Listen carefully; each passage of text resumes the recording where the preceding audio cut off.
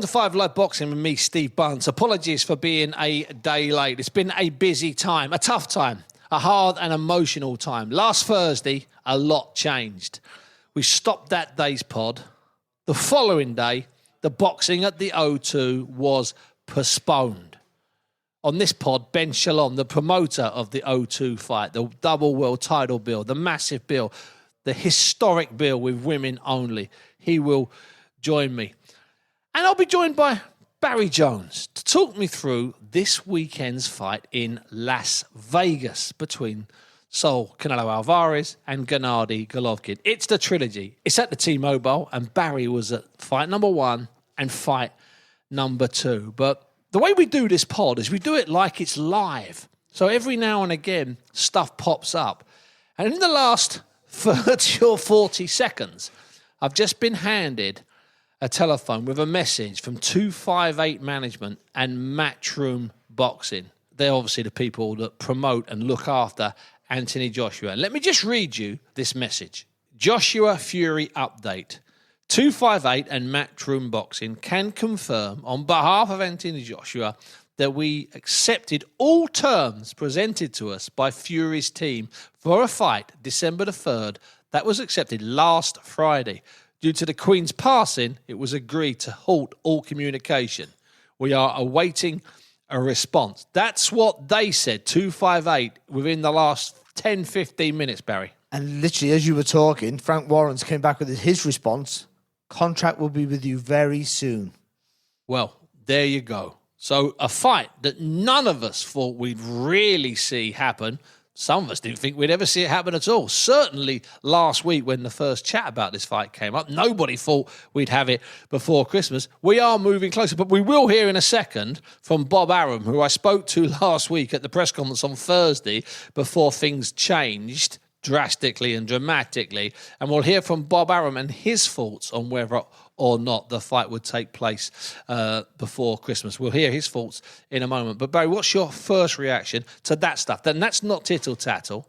That's not rumour. No, that's positive, isn't it? At last. And the rest. The fact that the contracts have been maybe drawn up and they are having a dialogue, because it's always just been third-party information.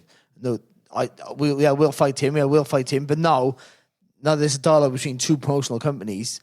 Whereas it maybe feels we're as close as we've ever been. But even though last year we did have a date, in August of last year. But at that point, we also had the hearing, the tribunal, remember, that was going to find out whether Deontay Wilder was entitled to a third fight. So there was always that hanging over last year's solid date. This seems like both of them are free. Because let's get it right, Barry. They were both going to fight in December. Joshua was going to have some kind of homecoming comeback win at the O2. And Fury, we know, was due to fight in Cardiff on December the 17th. The stadium was booked. So they were both fighting in December. Yeah, they were. But you thought that Joshua would maybe have another fight, for another confidence. That's what Bob Arum said he should coming have. Off 2 losses, of course. And maybe Fury was going to just take a mark time fight ready for...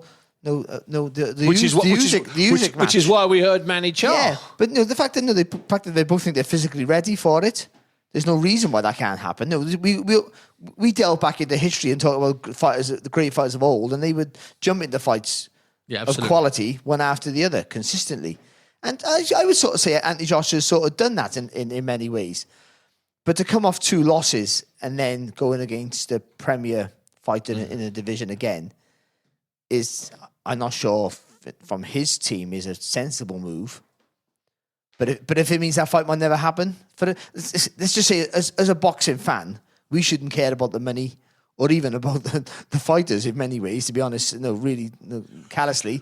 We just want to see the best fights. And that might be stylistically a really good fight and maybe the best fight in the division. So let me ask you this. For this super fight to happen, and bear in mind there's an awful lot between contracts being exchanged and we accept terms and actually getting in the ring. We both know. And there's not an awful lot of time. We're talking December the 3rd. That means you finish your training camp in late November, and we're already on the 13th of September now. So in 6 weeks' time, you finish, or 7 weeks' time, you finish your training camp. So just bear that in mind. Let me ask you this, Barry, and because people will be saying, well, what can go wrong, Bunsey? Why? What? Okay, Barry, just take me through one or two of the things that need to be resolved before a fight of this magnitude and as complicated as this gets signed, sealed, and delivered. There's so many people that need to get paid, and so many people who are financially invested on a huge tier, and you're talking millions. So, first of all, broadcasters, where does it go? Is it simulcast? Is it not? No, By simulcast, you mean will it be on BT where Fury fights and the Zone where Josh just signed a massive 3-year deal with? And more than signed a deal with, he signed a deal with, I think he has some sort of share option and all sorts of stuff. So it's very complicated. And also because that's still an app-based broadcast at the minute, and BT is still theoretically a linear channel. How does that work with pay-per-view models and prices? And it's a very complex that I don't understand, of course, but that's got to be the biggest stumbling block for a start. Mm-hmm. And then you've got all the other stuff. So in America, when we've had HBO and Showtime joined together, they both had the same kind of platform, the same kind of pay-per-view platform, the same kind of pay-per-view price. So they just bank on people preferring their production value over the other, or who you signed up, who you signed up to. Because not everyone has Showtime, everyone has HBO. So, and that might be the same over here, of course. But you think that BT you would presume, and most definitely do have a bigger subscription base. So they'd be happy for that. You would think right now on the service, unless the Zone are allowed to go in a lot cheaper. So actually, as a paying consumer, punter, as a consumer, thanks for that. As a consumer, we might be quids in here. But let's deal with the nuts and bolts of the fight. So assuming the 60-40, which people are throwing about, which is a percentage, not a figure. So we don't know the actual figure. It's 60-40%. We don't know what that figure is of. We don't know if that's a guarantee. We don't know if that's projected pay-per-view sales. We don't know if that includes Tyson Fury's American money with ESPN, which is a substantial sum of cash. But Eddie Hearn said last week, hey, let's chat, let's talk. We understand that George Warren, Frank's son, and Eddie Hearn have not only had conversations, we understand that they've met in person at some point. Eddie's in Las Vegas at the moment.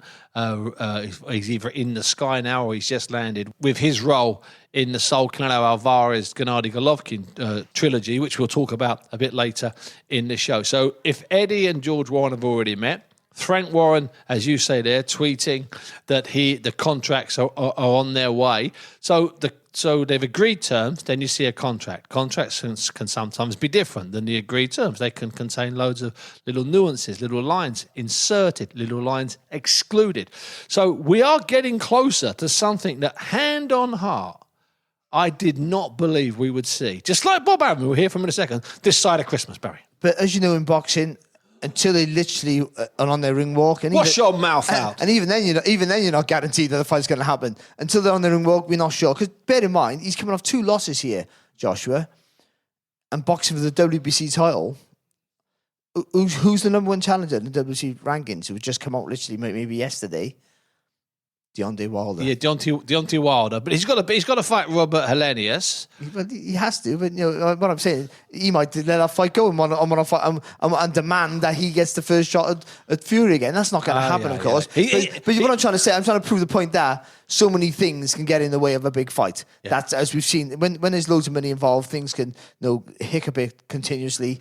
But it's a positive sign. Let's stick with that. So let's just stick with this. 258 Management and Matchroom Boxing, those are the promoters and the management team and the team that guide Anthony Joshua. They have agreed terms for a December 3rd fight against Tyson Fury. Tyson Fury has let it be known he wants to fight. He's talked about a 60-40% split, which, according to Eddie Hearn last week, would be acceptable. Eddie Hearn has spoken to and met with George Warren, and Frank Warren inside the last 20 minutes has put a tweet out saying the contracts are in the post or they'll be with you shortly. I don't think people actually put them, send them that way anymore, but hey-ho, you get the message. So we are quite extraordinarily close to getting a fight that we've been talking about now for the best part of about 4 or 5 years. Let's get that absolutely right. Since about 2017-18, we've been talking seriously about this fight.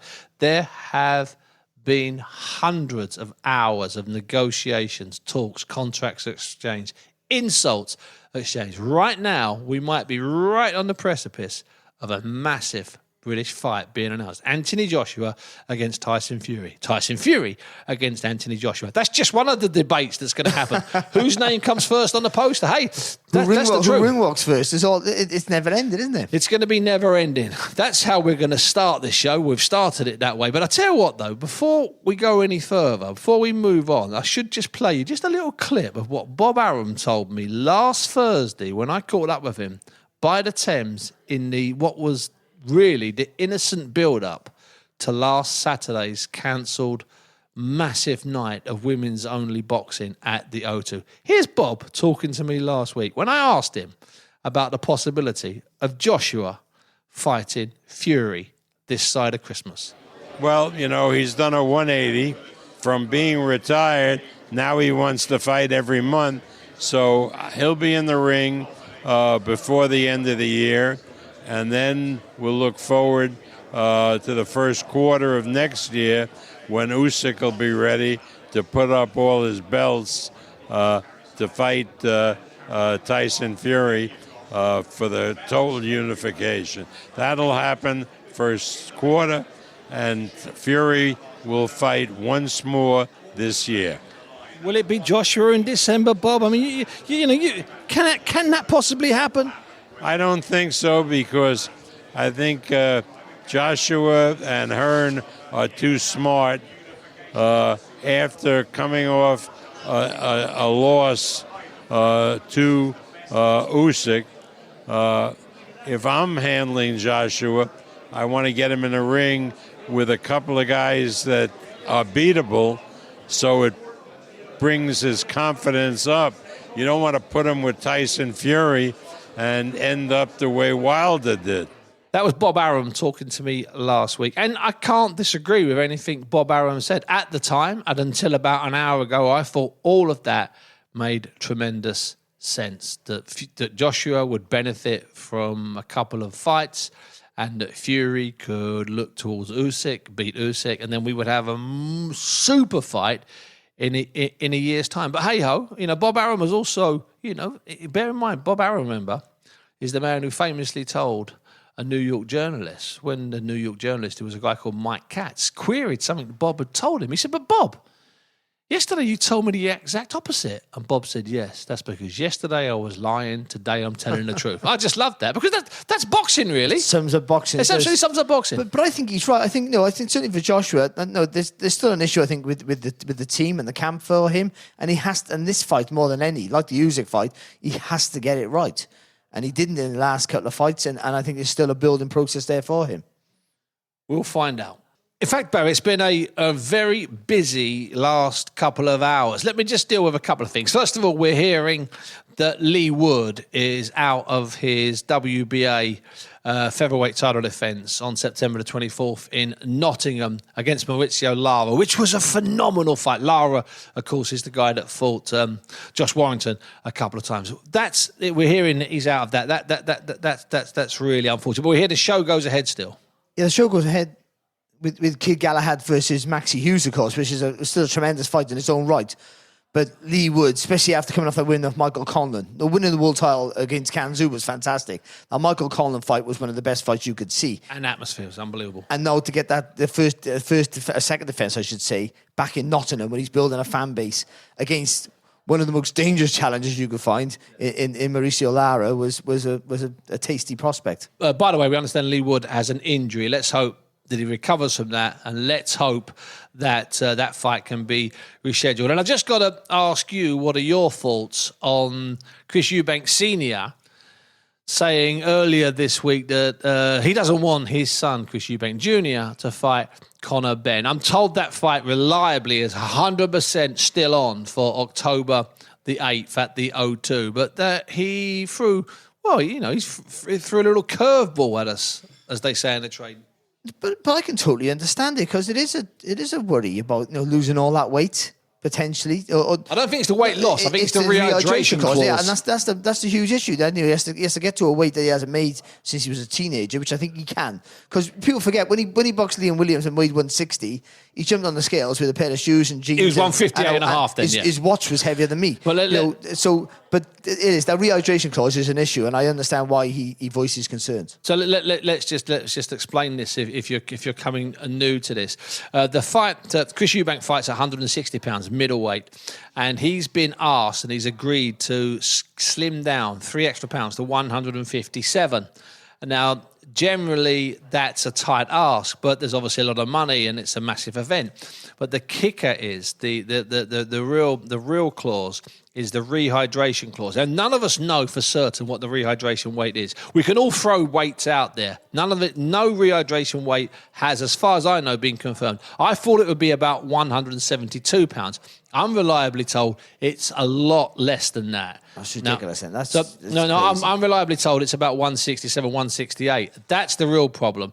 Chris Eubank Jr. told me when I talked to him for this pod, he said, "No, I'm happy. I can do it. It won't be easy. I'll get a nutritionist in for the first time, but I'll be able to do it." The father disagrees, and the father, remember, he would literally look at fruit, smell fruit, and lick fruit for the last 3 or 4 days of his dramatic and dangerous weight-making process. Well, he knows because he's from a generation like I was, where we made chopped your arm off to make the weight. Yeah, we made really badly. There was no nutritional understanding of how you made weight. We just didn't eat and trained in sweatsuits, lived in sweatsuits for 6 weeks. That's how it was. So he knows how difficult it can be.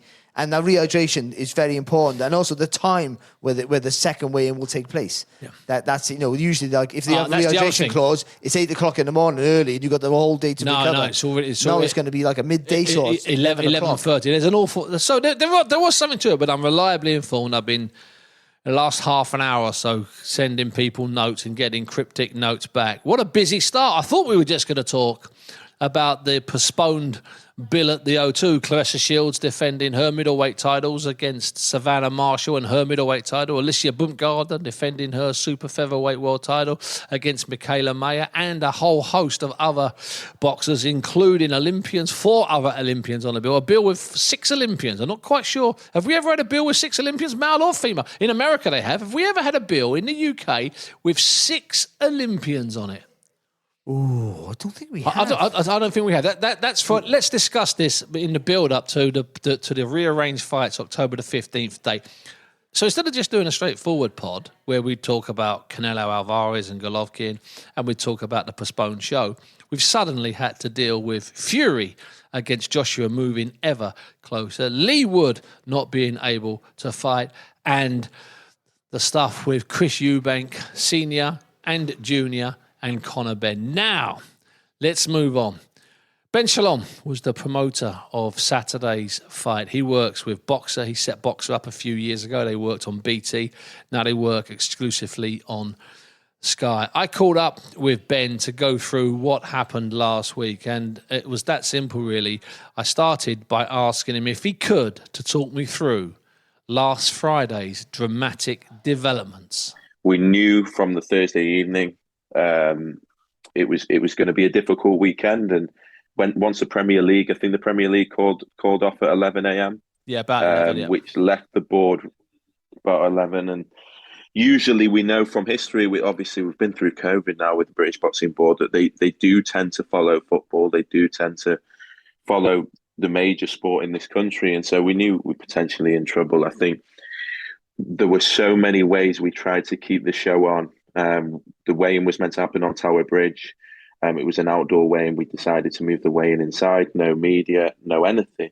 And ultimately, we tried our best, move things around, try to get the board happy, try to get the broadcasters happy. I mean, you called me the night before and explained that maybe it'd be broadcast differently, and you were one of a number of partners that were making those calls. And so we did our best, and ultimately Robert Smith at 2:00 made the decision. Having come down to the hotel, I think he wanted to do it in person because he knew what a huge disappointment it could be for ourselves and the fighters. And yeah, unfortunately, that meant there was a bit of waiting around. But ultimately, this is unprecedented. The Queen only passed the night before. Absolutely. And it was a difficult few hours.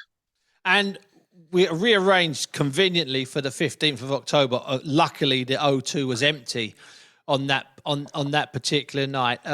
You've had to talk to the many managers. We had 2 world title fights on the line, and the whole show itself was a unique show where you were dealing with different managers, and you used a line on Thursday saying this wouldn't happen in the men's game. This could only happen in the women's game because we brought so many rival promoters together from different broadcast companies. So how have those talks gone post the fight being postponed since 2:04 on Friday? How have the discussions gone, and how are we looking for October the 15th? Let's throw it forward, Ben. Let's give it something positive.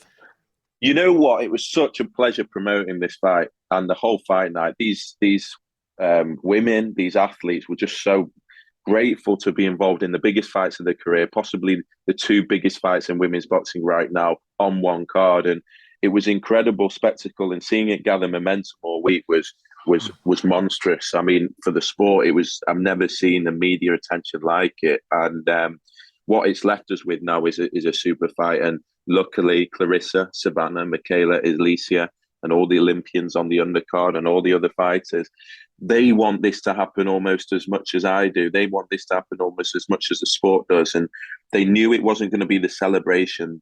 They knew it wasn't going to be the night of entertainment that we all wanted, that we think could catapult the sport. So October the 15th, the O2 have been very helpful. All the partners have been extremely helpful. Now we have what will ultimately be an even bigger night, because I don't think many media and many fans could quite believe the noise this was making come Thursday or Friday. I really don't believe that. I don't believe that anyone thought it could sell the tickets that it could. Now the media know the personalities. Now the fans know the personalities even better, and the stories that are entwined in this promotion. I think it's going to be an even bigger night now. And yeah, we can't wait. We think we know that this is potentially going to be the most special night of the year in the UK boxing calendar. We really believe that, and we're just glad that it's back on. Yeah, it was starting to get an awful lot of momentum, the Tuesday, the Wednesday, even the Thursday, as the news was trickling out from Balmoral with the split conferences, the 3 different tables, everything was building. But let me ask you this: a lot of people lost a lot of money, including you, or money that's over there. Is there any form of compensation for any of the undercard fighters, for any of the top of the bill fighters, for you guys? Is there any compensation? Is anybody working with you? It's difficult. Honest, we've lost more than anyone. Lost more than anyone on this show. It's been, from a financial perspective, it's a disaster. There's no other way to put it. When you're getting to a fight night like that, and this is an international fight night, this is hundreds of people traveling in from around the world. So when something like this happens, though, it does put it into perspective. I think there are more important things from our perspective than sport and business. And I actually, controversially, maybe do believe that it was the right decision to reflect and not celebrate in the face that quickly of what was going on. But the fighters, yes, they're the ones that are hurting the most. I think what I would say is we're dealing with female fighters now that are earning 7-figure purses, which is remarkable in itself, and they're hugely well-paid athletes in itself. I think looking down the card, there's a lot of Olympians on there who are well-paid. We will support our fighters, don't get me wrong. We'll be doing advances. We'll be making sure that no one goes without anything. I think what I would say is, fortunately for the fighters on this card, they fight regularly and they are paid very well. So I think they'll be okay. One thing that has been on my mind, and I think the whole team, is there are a lot of fans travelling in for this. Hotels, flights, weekends away. And that's the most difficult one. All the tickets will be transferred to October the 15th. There'll be no changes with that. We're working now with hotel partners and travel partners to see what can be done to subsidise any travel and hotels that happened that weekend, because it was difficult. And I'm sure there are a lot of people that lost a lot of money. All I can say, we're working with insurers. We're looking at it now, but it's one of those moments, those freak moments that doesn't happen very often, and is actually one that puts everything into perspective that we almost have to just deal with. Yeah, and that's, I think, the adult way to look at it. So right now, we're all on October 15th, still the same top of the bill. Hopefully, as much of the undercard as possible. We're all on. We'll be able to have the Spice Girls tribute band. We'll be able to have the marching band, and the fireworks will come back, because what it will become is a double celebration in many ways, Ben. It has to be, and that was it. The double celebration, in a sense, it could have never happened that quickly, Steve. People were talking about celebrating lives and this and that. We still not even had the state funeral. Absolutely. And this was going to be a celebration of all celebrations. Believe you me, the entertainment, the fireworks, what is planned for this night will be quite shocking to the boxing world. I think people are going to tune in and can't believe that this is women's boxing at a sold out O2 and being broadcast in over 100 countries. So that's the spectacle that we want. That's the night that we want. That's the celebration that we want. And we weren't going to get that on Saturday night. We will get that on October the 15th, and it will be even bigger. It will be even better now, given what has happened. Ben, listen, thanks very much for your time. See you in a couple of weeks when we start building up again for October the 15th. Alicia Baumgardner, which would be fantastic against Michaela Mayer. Claressa Shields against Savannah Marshall, and the rest of the bill. Full Spice Girls, full fireworks, full marching bands, full celebrations. Ben, thanks for your time. Thank you, Steve. Cheers. Barry, I thought Ben Chillon made an awful lot of sense there. It wasn't an easy decision, but at the same time, it was a decision that he approached from all sides, considered everything. The first thing I want to pick up on is the idea that next time round, it will be even bigger because we've got to know some of the boxers. And plus, we will be looking back on a dark time, and it will be a big celebration. I think, we got them all in the same room, and not just the top of the bill, obviously with Shields and Marshall, but also the chief undercard, with Mayer and Baumgardner. No, that's on paper probably the better fight. Oh yeah, but no, you got to see the spice between them two. No, they're almost the hatred, dare I say it. Baumgardner doesn't like her one single bit, and Mayer's making out she's professional, but she hates her as well. Mayer's the Olympian. She's the golden girl. She's the one able to be pushing on. She's the one who's obviously who's almost unified the division, and that makes her obviously the favour going into it. And Baumgardner has come through the back door, really. That Teddy Harper fight introduced her to the world, and what a tremendous knockout that was. Back door entrance. That fight is a fantastic fight, but still, Shields and Marshall, it's a super fight for women's boxing. Shields has been in one before, and it didn't deliver. But this one... did she deliver? You're talking about a Christian Hammer fight a few years ago when Hammer was unbeaten and she was delivering some titles. No, the fight itself never delivered, Steve. It was an opportunity for women's boxing to take a step forward. Was that Claressa because she's that much better than her opposition, which is her claim all along with Savannah, I think for it to be a good fight, for me, the onus is on Marshall being dominant, being aggressive, being the one pushing Shields back. Shields is super clever. But with cleverness, as we've seen with Mayweather, with cleverness, you can sometimes it's not always it doesn't equate to excitement. But I've got a feeling though both those fights will ignite, and with that, the undercard as well, with the strength of depth we have with women's boxing in the UK, it's going to be a great night. Yeah, and I got that feel last week before it was understandably called off, and there's an awful lot of people that think it shouldn't have been called off. I think when you look at different aspects of it, and the fact that we do have this available date, October 15. There is a slight problem with October 15 because the night before Roxy Music are inside the O2, and there's not a rigging problem, but it's going to be tight to rig from one venue to a totally different venue. The boys can do it. They're professionals. And let's hope we can get all the fighters back.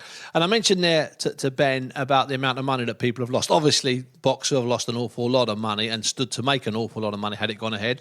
And obviously, the women in the two world title fights, they've lost a lot of money with training camps, sparring partners. But a lot of people have lost money. It was interesting that Ben was saying, we're going to see what we can do. We're talking to our insurers. We're talking to people. Maybe there'll be some advances paid to some of the women who are out of pocket. I was talking to Al Siesta, the fight fixer, manager, trainer, and he had 3 women on the bill, and he had, I think, 4 people boxing on the Friday night at York Hall. That show was actually pulled by the British Boxing Water Control quite early. So he lost a significant amount of money. And I was talking to the security people. I was talking to cameramen. I was talking to people that do freelance work for Sky, freelance work for Boxer. Awful lot of people. So let's hope. I think it was kind of inevitable. Let's just hope that we get there October the 15th, and we get all singing, all dancing, fireworks, marching bands, Big Mo, the great MC. I love Big Mo. Let's hope we get them back, and let's hope we get 20,000 people in there celebrating what will be, I'm convinced, one of the great nights in British boxing. But before we do have that, Barry, I've got to ask you, it's a 5-week break, okay? Now, even the undercard fighters, Karis Artenstall, Olympic bronze medalist, Caroline Dubois, star of the Olympics, even they were chomping. They were hungry last week when the weigh-in was switched for 2 hours. They needed to eat. They were on weight. They had to make a certain weight. Now, let me ask, they can go away and relax. They can renegotiate their pound. But the world champions can't. Michaela Mayer, we all know, boils down. She makes super featherweight twice a year when she steps on the scale for 10 minutes, literally. How difficult is it for boxers on weight, tight on weight, who have got there? They're 48 hours away from everything. They're an hour away from the scales. How hard's it going to be, I would say, for any athlete in any sport, you peak for competition time. You all your training gears down to, for boxing, 20 minutes, for women's boxing, 36 minutes for men's boxing, whatever it may be, it boils down to that. And it's almost nowadays more than ever, it's almost an exact science to get physically perfect, physically and mentally, by the way, perfect for that one night, for that hour when you walk out for the ring walk until your hands raise and you go back home. Now, but also with boxing and other combat sports, it's the weight factor also, because you are boiling down to make weight. Some make weight harder than others. Now, the fact that when fights get rescheduled, it's an issue. This is close. 5 weeks is close. But it's not close in a bad way. Yeah, because you got to have a rest. You can't have much of a rest. You got to have a release as well. By the way, no, they need to go train really hard. I know fighters who've won fights early and then they go in the change room and they do like 8 rounds on the pads. Because you've trained. You've got to get rid of it. You've got to release it, yeah. Of course, I understand. But because it's only 5 weeks, they got to have a rest.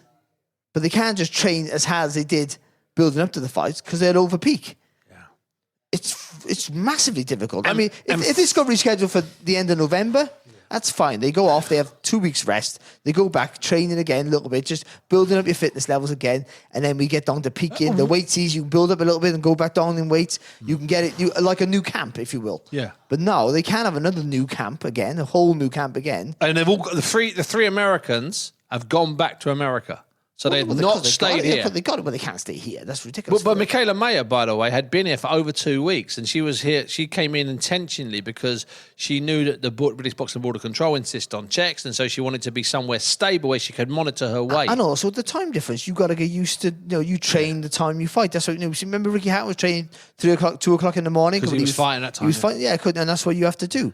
So it's a real complex situation for them. It's not just making the weight; it's peaking for that 1 hour of your life to get it right. Well, and they got it right, presuming they got it right. Yes, of course. Well, they would have all been tight. I mean, we understand on the day when the weigh-in was moved from 1 o'clock to 3 o'clock, we understand that 1 or 2 of the women in the main events, the world champions, because obviously there were 4 world champions on the bill in 2 world championship fights. We understand that 1 or 2 of them, if not all of them, said, no, I want it back to 1 o'clock, because that extra 2 hours is a massive part. I was talking to George Ruiz, who's the manager of Michaela Mayer, and he said that's a large percentage. In 2 hour difference when you've got 26 hours of recovery. That's nearly 10% of your recovery time.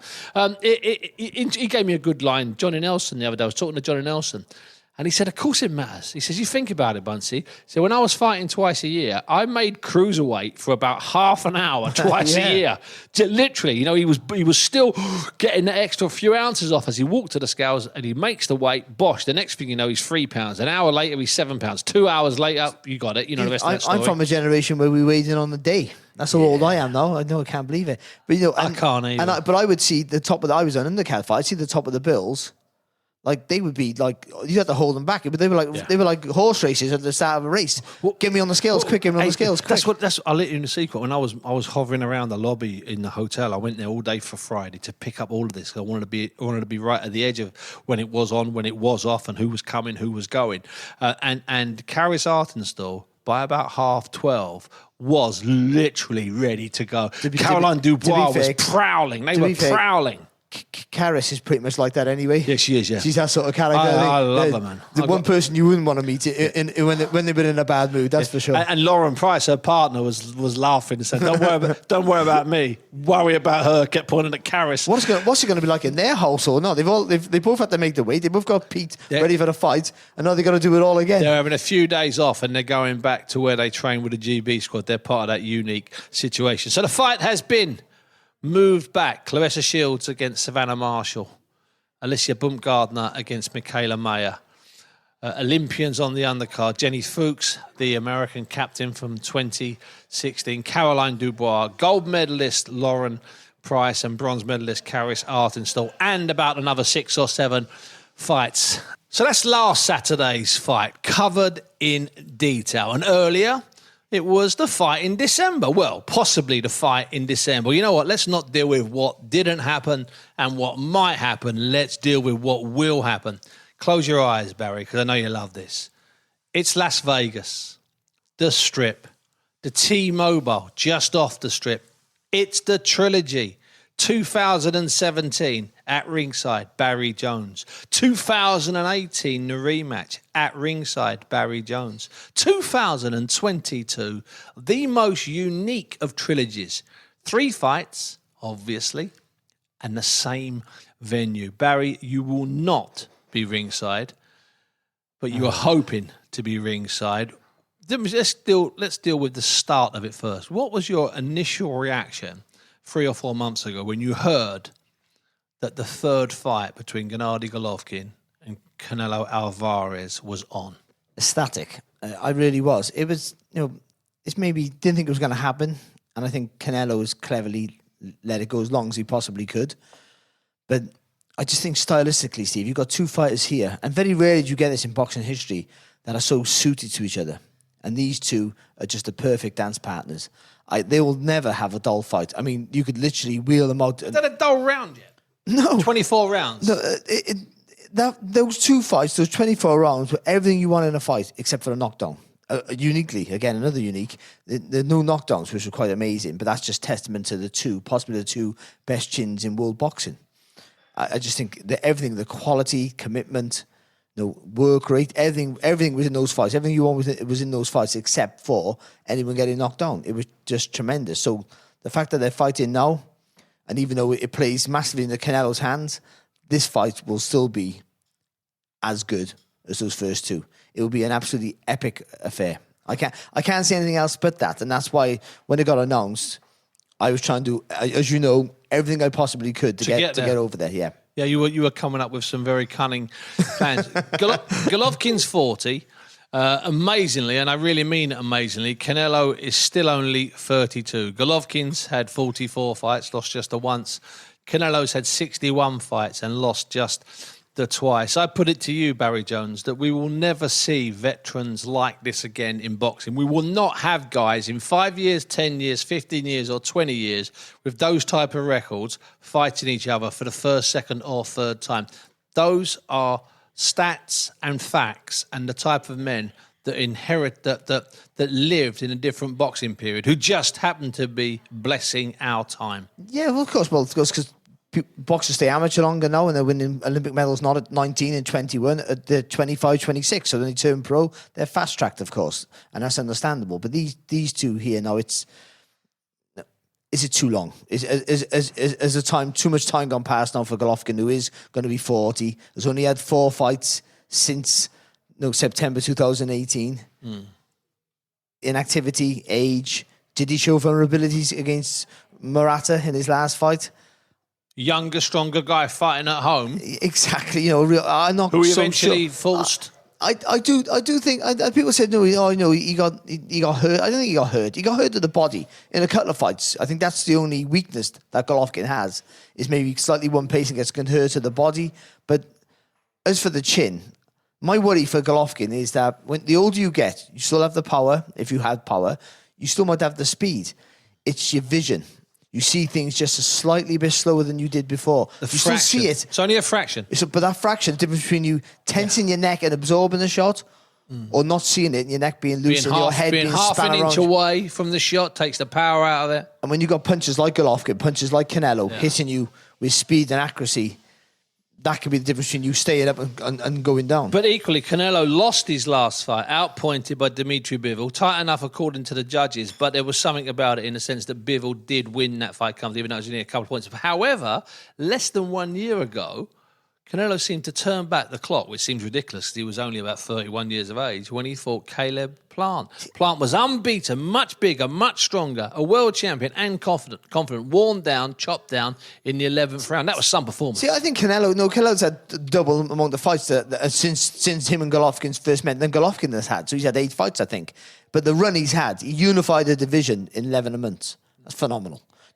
Against unbeaten fighters. 3 unbeaten fighters. Staggering. Just goes to show to all the other all these other big name fighters who can't make fights, it's all about money. Because when you want to, and when you're the big draw, if you want to fight somebody, that fight can be made quite easily, as Canelo has shown us. But Canelo, I've always praised Canelo for being an ever-evolving fighter. He took whatever he did in the last fight, or learned the lessons he learned from the previous fight, and took it into the next fight. And he made him a better, stronger, constantly evolving athlete. He learned that from the Mayweather. He did that from the Mayweather fight, from his first defeat. Back in 2013. Yeah, he learned that from there. And he learned from that fight, and he realised I have to keep learning, keep training, keep doing different things. And watch what I did in the last fight. Watch what he did to me. Well, things I couldn't work out. And he did that so well. But he stopped. And it might have been just before Callum Smith. Because he realised, I can just bully these kids, these boxers. I can just bully them. And his reputation preceded him. Fighters went in against him, expecting to get hit, waiting for the power, waiting to be intimidated. So his work was done already for him. So he didn't have to evolve. And that was evident against Bivol, because he just did what he did against every other fighter against Bivol. Yeah, and Bivol wasn't intimidated. He followed him out. When Canelo took that step back, and most other fighters are happy for that respite, Bivol followed him out with punches, and really had Canelo looking a bit tired, and looking out of sorts in the last couple of rounds, I felt. But this fight is personal for Canelo, I think, against Golovkin. I think he needs to go back to the fight that he was, and I got a feeling he will. And the mad thing is, you say it's personal for Canelo. Canelo got the decision in the last fight, okay? Canelo got that decision in the last fight, as tight as it was, okay, as close as it was, and as divisive as it was amongst the people that were witness to it, both on TV and ringside. So if anybody who wants to go in there and prove a point, surely it's Golovkin. Might we see a mad, crazy last stance from the Kazakh? No, I think he wants to get. It's crazy to think that if he loses this fight, he comes away from that trilogy with nothing.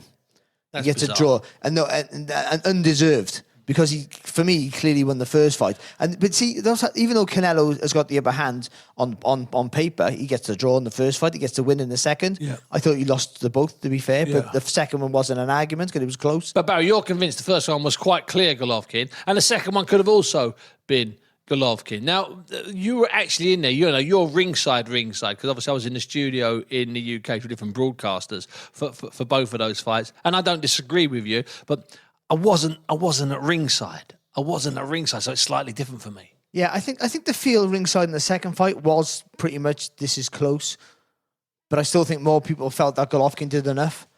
But the first fight certainly, and bear in mind I'm 3 rows back in the first fight. But do people have a soft spot for Golovkin? Is he like to nick your expression? Is he like the people's champion? Well, I think he is uncrowned people's champion. I think that's why Canelo's angry, Steve. I think because. No, he's the one who won the second and got the draw in the first, and he argues that he should have won the first, by the way, which is ridiculous. But like everyone feels sorry for Golovkin. They feel he's been hard done by him, and by that you have the people's love, and so Canelo's not getting the credit that he thinks he deserves. Or most media thought in the first fight, there was a poll, wasn't there? And I think most of the media, if not everyone, except for a couple, thought that Canelo clearly lost the first fight. And I think most thought that he might have lost the second also. So he wants to make it conclusive this time. I'll beat this guy out of sight.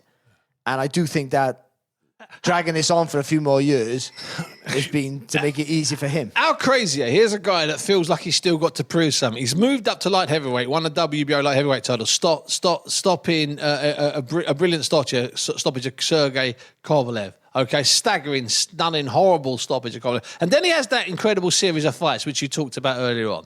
Callum Smith, unbeaten, to win one version of the title. Billy Joe Saunders, unbeaten, to win one version, another version. Then Caleb Plant. 3 fighters unbeaten. And by the way, he had a nothing defence in the middle there. 4 fights in a year. Yeah. But he beat 3 unbeaten champions at super middleweight.